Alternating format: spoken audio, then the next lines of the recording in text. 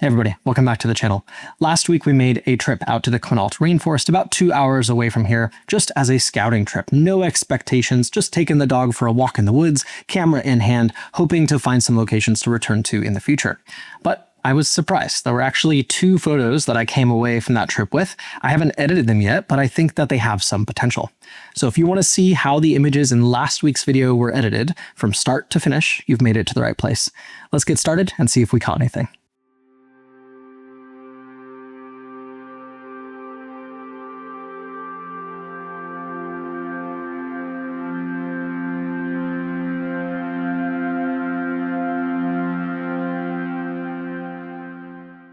Now, the first image of today's video actually really came out of left field for me.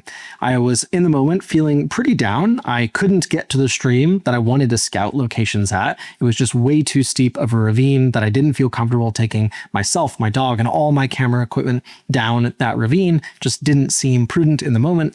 And so as I worked my way farther up into the mountains on a wet, narrow trail, I looked off to my left, and out of nowhere, I saw this beautiful western red cedar with this branch leaning up against it, just draped in moss. And so I set down my tripod right there in the middle of the trail and snapped this image. Now we're editing today in Lightroom, which you can see right now. And this image was taken at 35 millimeters. So it is a very wide image. This is not the image as I intended it. And that's because my equipment essentially wouldn't let me get close enough. I couldn't walk close enough because then I would be damaging a lot of the vegetation in front of this tree. And we should all try and avoid that, right? And so my 35 millimeter long end of my lens just wasn't enough. I took this image with the expectation that I was going to crop it really in one of 2 ways, either as a square crop, which is what I talked about in last week's video, or possibly as a panoramic. So the first thing that I'm going to do is crop this image, and we'll start with that square crop. We may revisit the idea of a pano, but we'll see. There are some elements here that are going to distract if we do that, like these bright skies over on the left. So for now, we're going to just crop the bejesus out of this like that. Now, I would never normally crop an image this heavily, right? But again, I'm limited here by the equipment that I had on hand and my ability to zoom with my feet, as it were, and the vegetation that I didn't want to destroy that was keeping me from doing that. In terms of how I'm choosing to crop this image right now, there are 2 things that I'm looking at. The first are these branches down here. I don't want those in my frame. They're going to be distracting. I don't want to push it any farther lower below those branches because then this fern down here on the bottom is going to end up being quite distracting. And if I go too far to the left, we'll get bright areas of the sky coming in, and similarly too far to the right, we'll get some brighter areas coming in as well. What I really want from this image is I want this branch to not be split off from the overall larger branch. I want it to look a bit like a spider web that is just leaned up against this tree in its own unique kind of mossy way. And so this is pretty close to the crop that I imagined and that I talked about when we were out there in the field. But the first thing that I see that needs doing on this image is a white balance adjustment. I always shoot at 5300 Kelvin. That's just what I have my camera set to. It's a good place for me to always start at. And this is way too warm for this image. It is a cold, dark rainforest that I was in. So I'm going to bring this down probably closer to, let's see, 4,000 is simply way too cold. Let's go to like 4,500.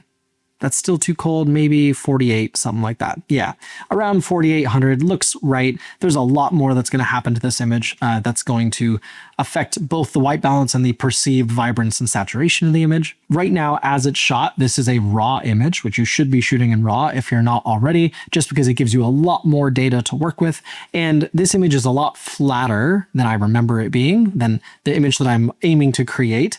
And the other thing that I'm noticing here is that the bark, as you would expect for a raw file, appears a little bit more desaturated and not as red as I remember for this western red cedar.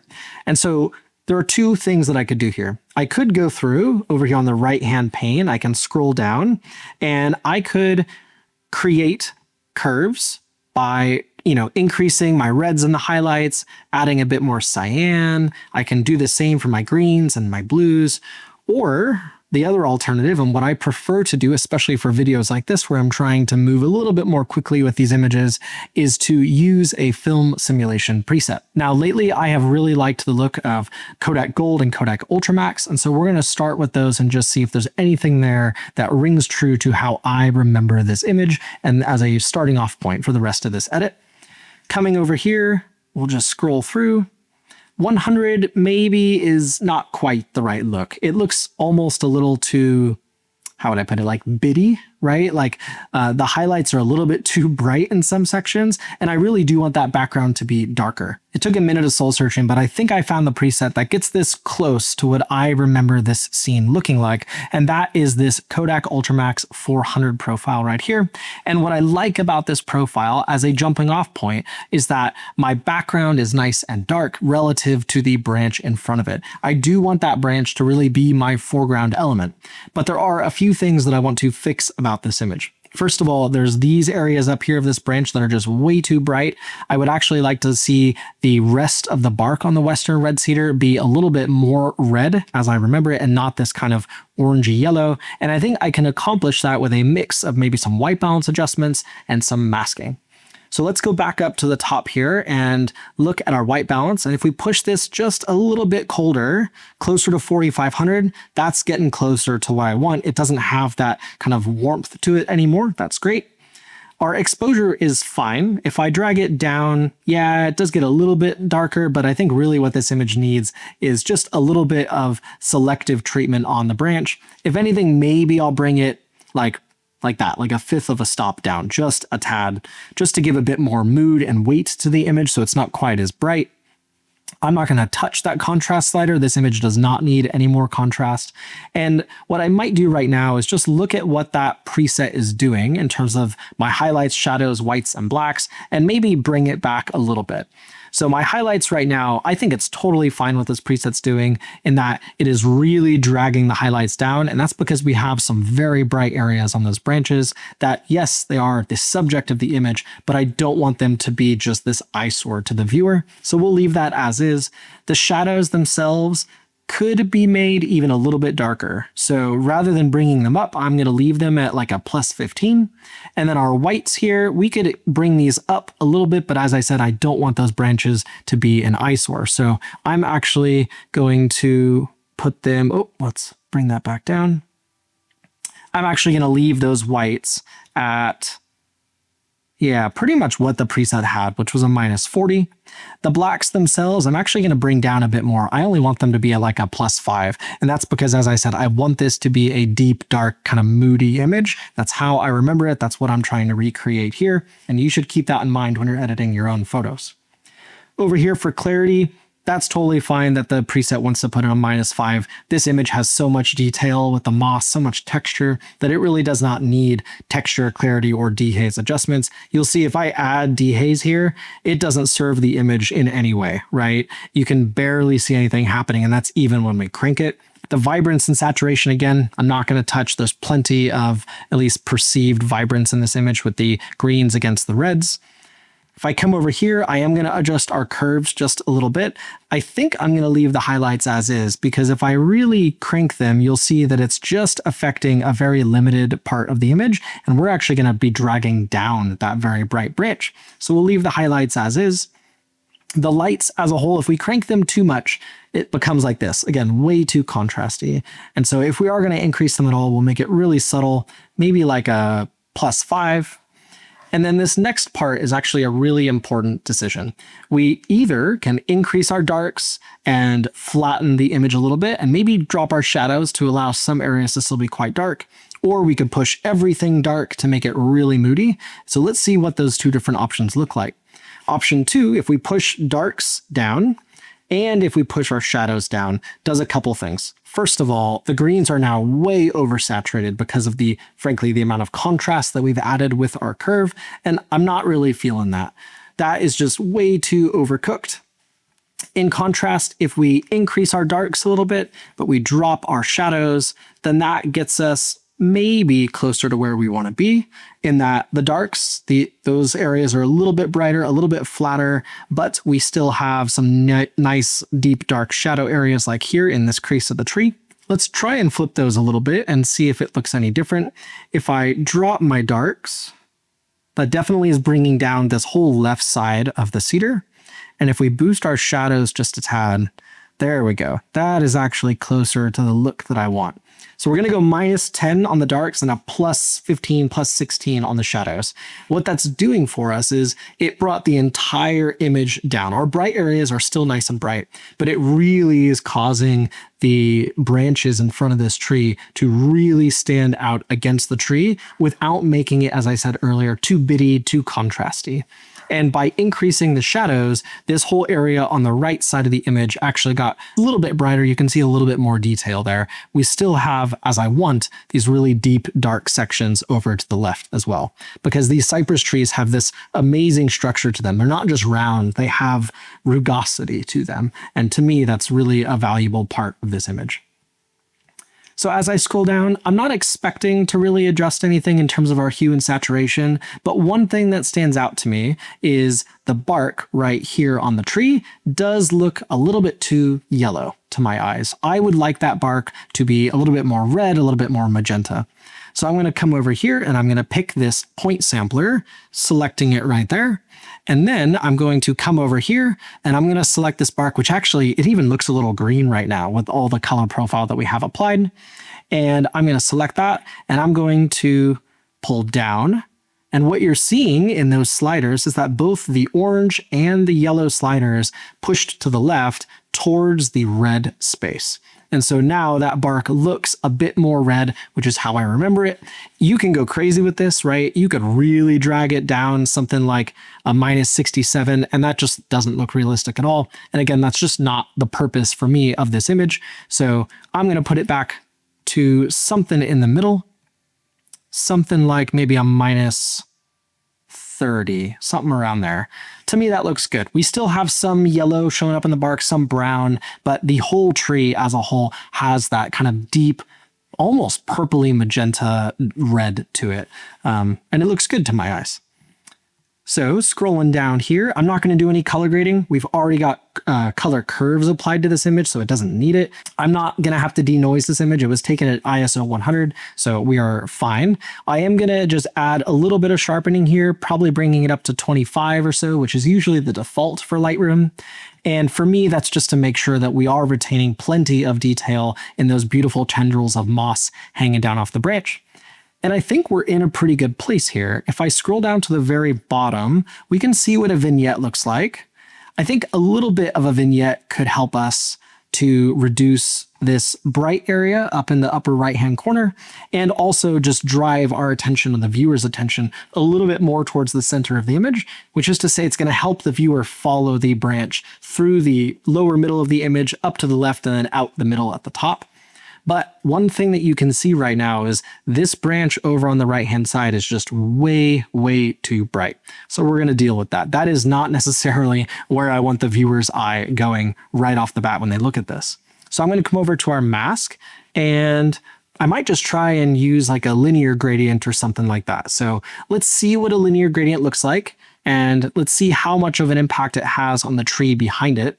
And if it is having a lot of impact, then we might come back at this with a brush. So selecting linear gradient, I'm going to just make a really nice gradual gradient, something like that.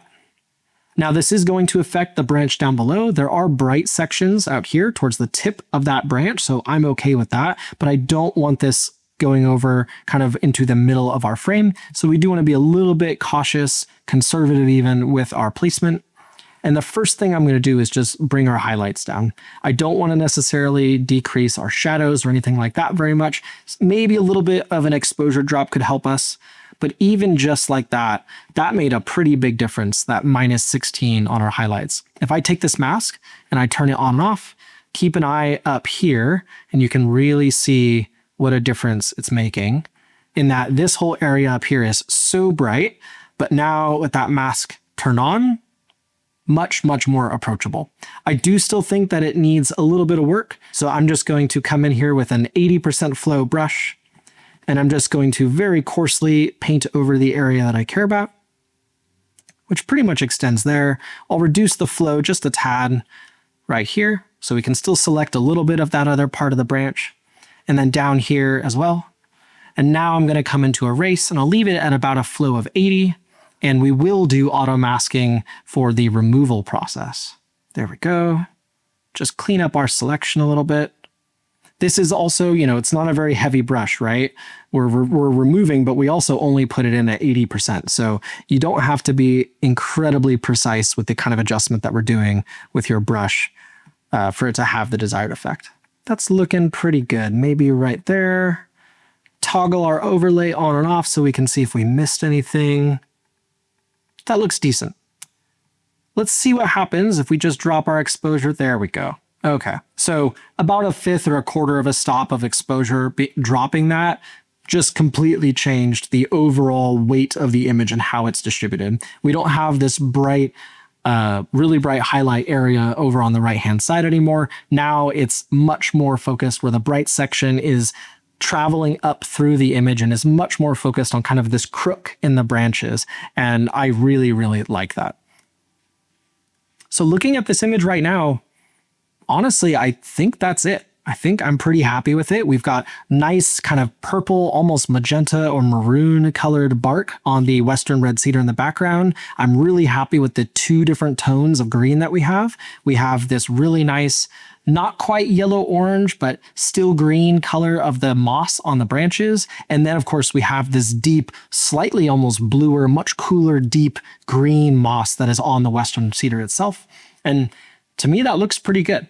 So we'll export this in a minute and we'll throw it into the video. But before we leave this image, I think it's worthwhile seeing what this would look like in a slightly different crop.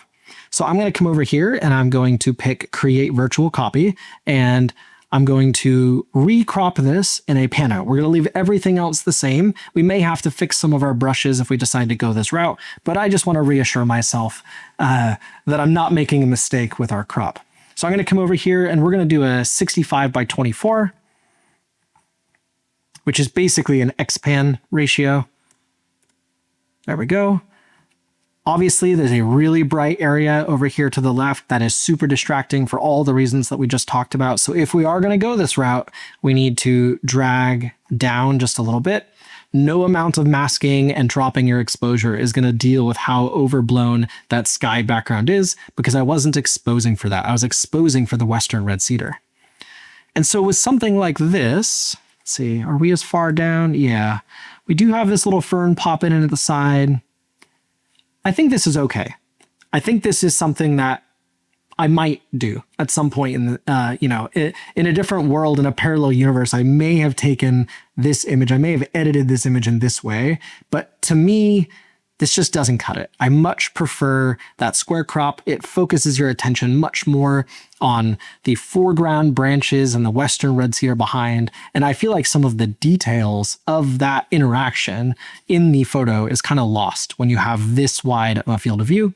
Panoramics are awesome, but I don't think that this serves the image very well. So we're gonna just remove that image and go back right here. Quick little sneak peek right there of the next image we're gonna edit. And yeah, I think I'm happy with this. So we'll export this, as I said, throw it in the video, and we're gonna move on to our second image.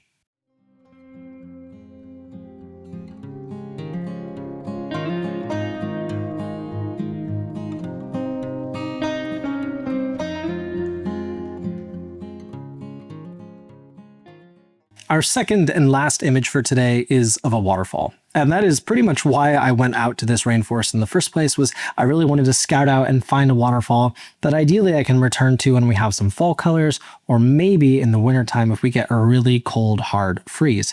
And as you already heard in this video, the first half of that hike, I wasn't finding what I was looking for. I couldn't really get close enough to the stream. But as Ava and I worked our way down the trail, we eventually came across a map, and that map said Cascade Falls just down the trail. So we kept going, worked our way down into a little ravine and down off the side of the trail, and sure enough, there was Cascade Falls. Here's that image in Lightroom, and the first thing that you're going to notice is that it is not straight. I was shooting with my tripod up on a log, constantly trying to wipe the water and the mist off of my lens, and I just wasn't really focused very much on getting a perfectly level shot, so we're going to focus on correcting that right now. Just gonna drag my crop a little bit right now, trying to level off the base of the waterfall, because the top of the waterfall up here actually is not level. It is level this way, but it's actually slightly skewed relative to where I was shooting from, so it's never gonna appear perfectly level. So I'm working based on the base of the waterfall. The next thing that I really want to highlight in this image when I'm editing it are my leading lines. So I have these really nice logs in the image that go from the foreground across our midground up into the waterfall. And basically the idea here is that your eyes could go from the bottom of the image up, or you could follow the direction of the water down from the top across the logs and then out the lower left-hand side of the frame. This area, as I said before, kind of in the middle, is way too bright, whereas these rocks over here are pretty dark. And that's because anytime that I shoot a waterfall, as you will have seen in previous editing videos, I always expose so that way I don't blow out the highlights, which are typically the really aerated sections of the waterfall right here where my cursor is, and then up here at the top. So looking at our histogram, we're close, but we're pretty good. We didn't necessarily lose any detail here. So we're going to treat the water and the foreground and midground very differently. We're going to try and bring those exposures back into alignment. You could accomplish a very similar effect by shooting an HDR. I just chose not to do that here. Otherwise, I think the only other thing that I want to highlight here is the water looks pretty good. This was a 0.8 second exposure, which was great for water that is moving this quickly. If the water was moving more slowly, I would have needed a longer shutter speed. Or if you wanted the water to just be a complete cloud, then you could really drag that out. But what I would recommend is when you're going out and you're shooting a waterfall, something that has pretty quick moving water, I would start with a relatively fast shutter speed, maybe even like a quarter of a second, and then just slowly work your way up in terms of longer and longer shutter speeds, and just keep an eye on the texture, the movement that you're getting in the water to make sure that you are getting the look that you want. In this case, these nice curtains of water, that is exactly what I wanted. Otherwise, I think we're pretty much ready to start editing this image. The first thing that I'm going to do is to fix our white balance just a little bit. So bring it down to maybe 4,800 or so. That looks a lot better. I do want the water to look slightly blue, but I don't want the entire image to be blue or to certainly not be too warm. And our exposure, as I said, does need a little bit of work. So I'm going to increase our exposure 0.6, just over half a stop. And again, we're going to fix this foreground and we're going to fix what are now blown out highlights in the water. And so let's just bring our water back into alignment. We're going to do a luminance range.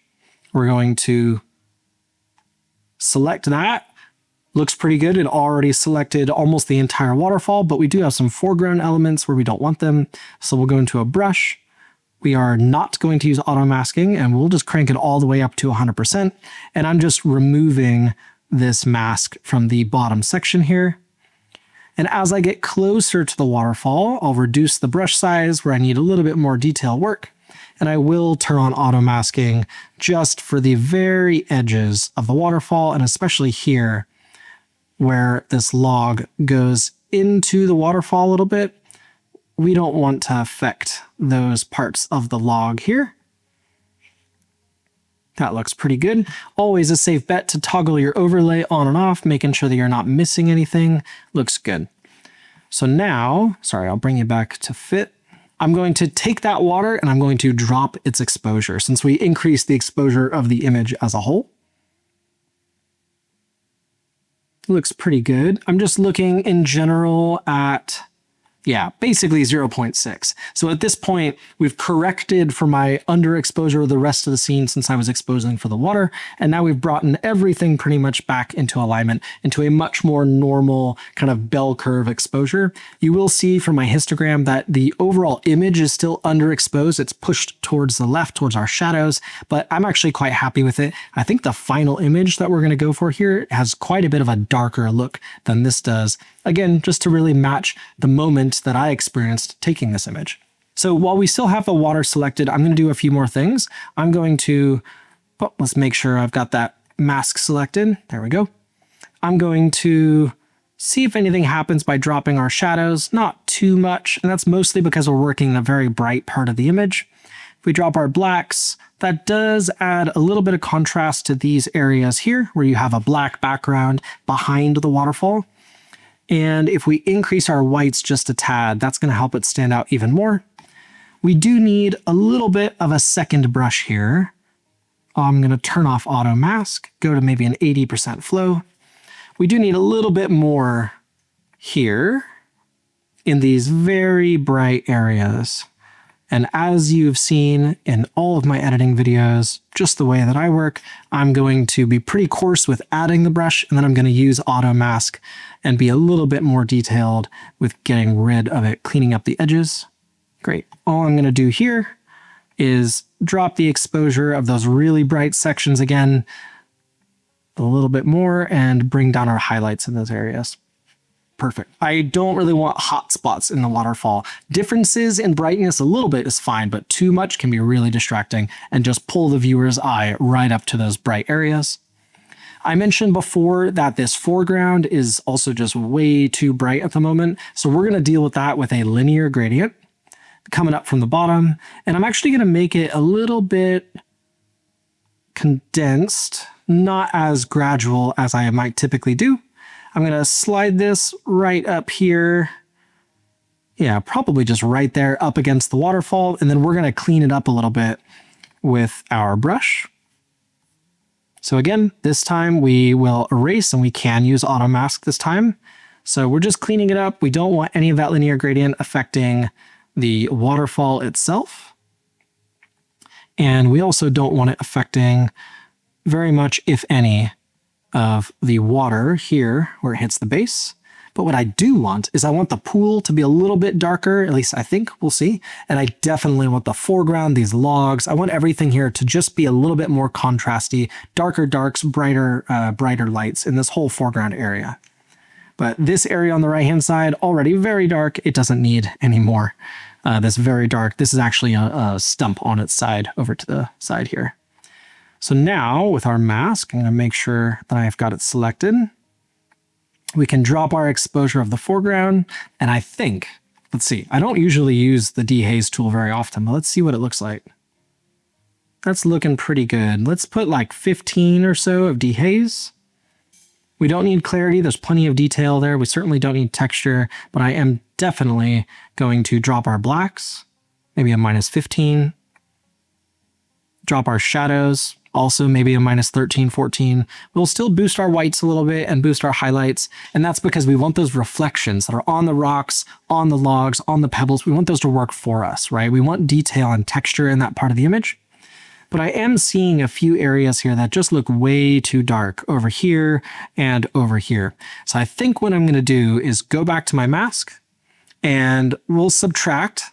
And I think we're actually going to just pull the mask off of the water here and see what that gets us. Let's just have this mask affecting the logs and that immediate foreground. None of this area over here.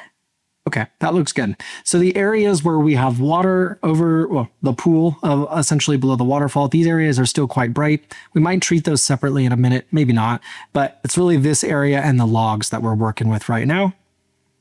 So let's just try boosting the contrast in these areas a bit, maybe like a +15 or so.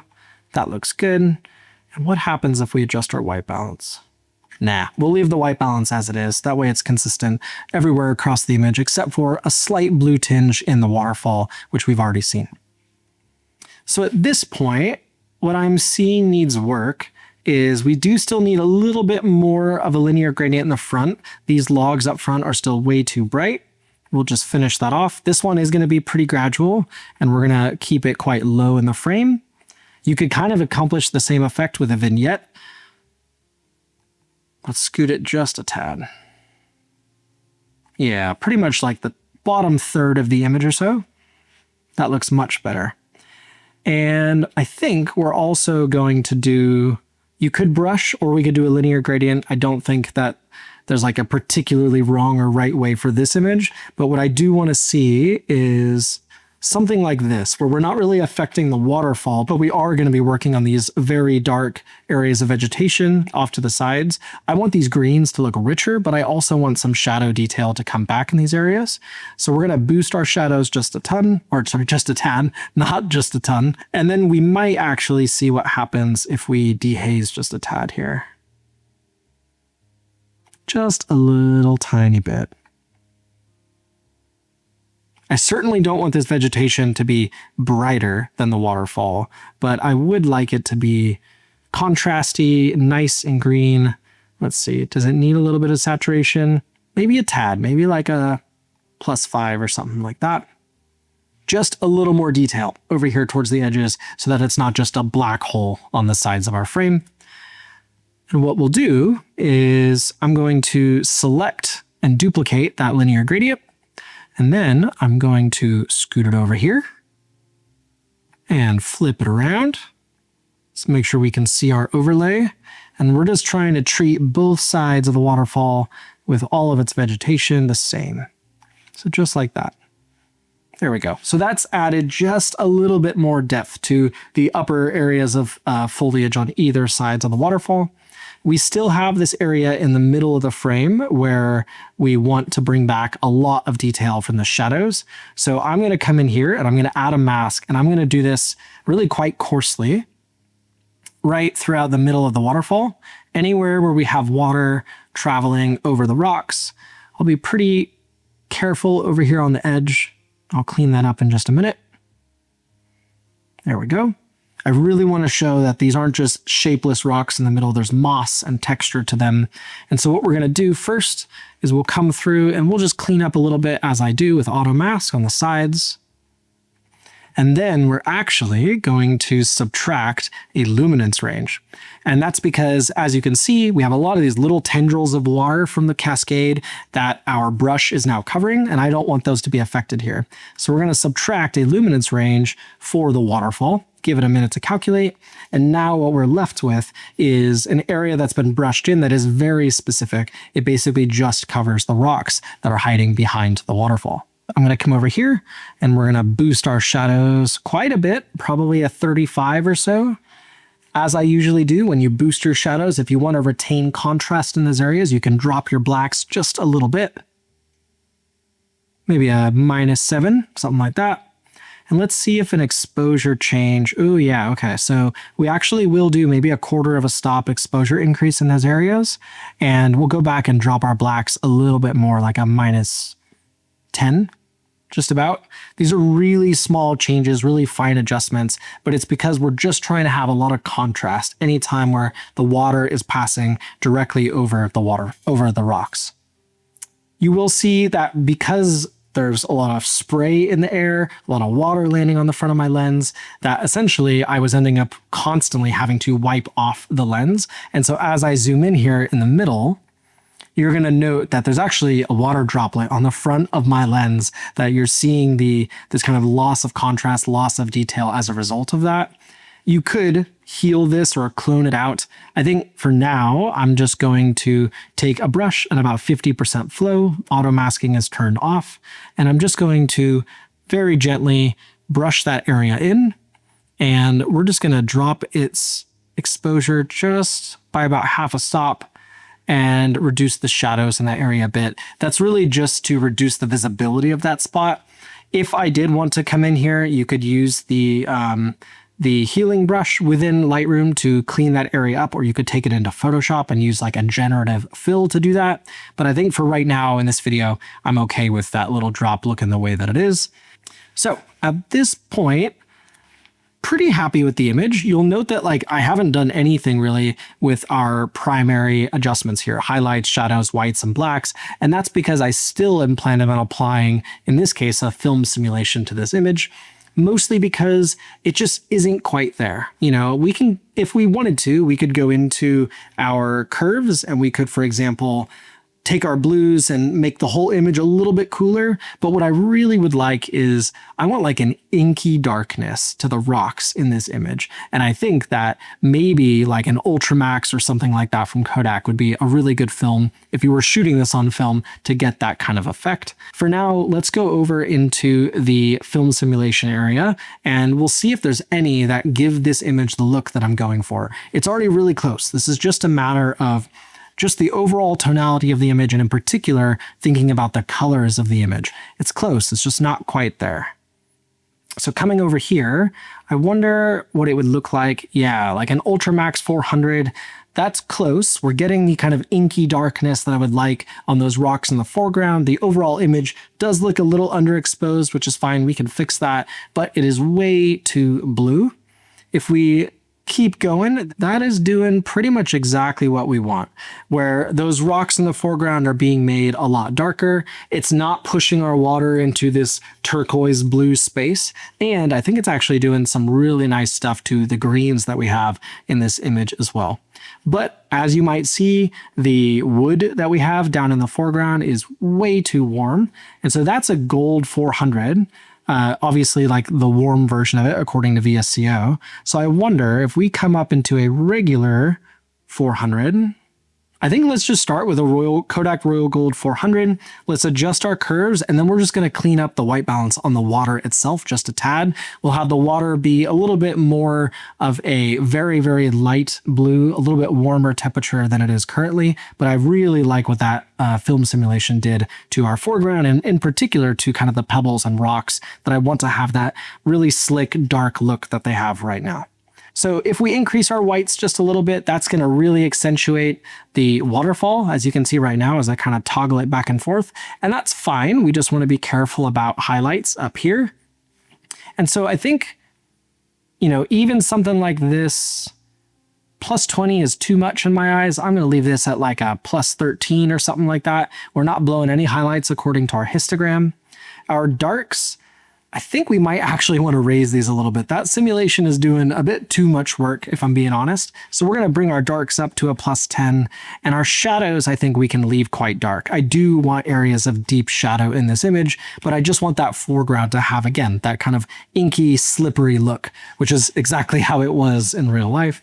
And our highlights, I'm not really sure we need to push our highlights very much. You can see that this isn't doing very much to the image. So we're going to leave our highlights as they are. And as I said, we're going to go back to the mask where we've selected the waterfall, which is right here. And we're going to just actually make it a little bit warmer, just like that. That way we're accounting for or counteracting all of the blues that this film simulation just brought into this image. And if you're curious about what that film simulation is doing in terms of the color curves for this image, as I said for the last image, it's very similar. You're seeing reds being added in the highlights, cyans in the shadows. So that is what caused that water on the waterfall to look so cyan, so blue. Over here in our greens, we're getting more greens in the highlights, which is why these greens really pop up in these brighter areas on the either side of the waterfall. And we're getting more magentas down here in our shadows. That's why these logs look so beautiful. And in our blues, of course, we're getting brighter blues. Again, that's why the waterfall looks so blue. And we're getting yellows down in our shadows, which is again what's causing this orangish yellow color to our wood, which actually is pretty close to how that wet wood looked in real life. So I think honestly, this image is pretty much done. I'm going to take one more minute and just look and try and make sure that it's nice and level, that I'm happy with it. It is really hard with an image like this to understand what perfectly level is. And I do want to keep an eye out that with the crop that is happening as a result of leveling this image, that I'm not bringing the waterfall too close to the edge of the frame. Luckily, we do have this really deep, dark stump over here on the right-hand side that's giving us a bit of space. But I think as a whole, this is pretty close. We could push it down a little bit and really accentuate the foreground and not have as much space above the waterfall. You could do the opposite. You could push it way up and accentuate less of the foreground. But I think honestly, what I'm going to aim for is something in the middle. So essentially the exact image that I took in the field, just turned a little bit, cropped in a little bit as a result of that rotation and leveling. So I'm pretty happy with this photo. It takes me back to the moment sitting at the base of this waterfall with my dog playing in the water just out of frame to the left, my camera in hand or on a tripod on a very wobbly log, and I'm not sure there's very many other places that I would rather be. So if you have feedback on the photo, if you would edit it differently, or if you would like these videos to be edited slightly different, just let me know down in the comments. I'll read them, I'll reply to as many of them as I can, and yeah, don't forget to like and subscribe. I don't know where I'm going to be next week, but I know I'll have a camera in hand, and I hope that you'll come along too. I'll see you then.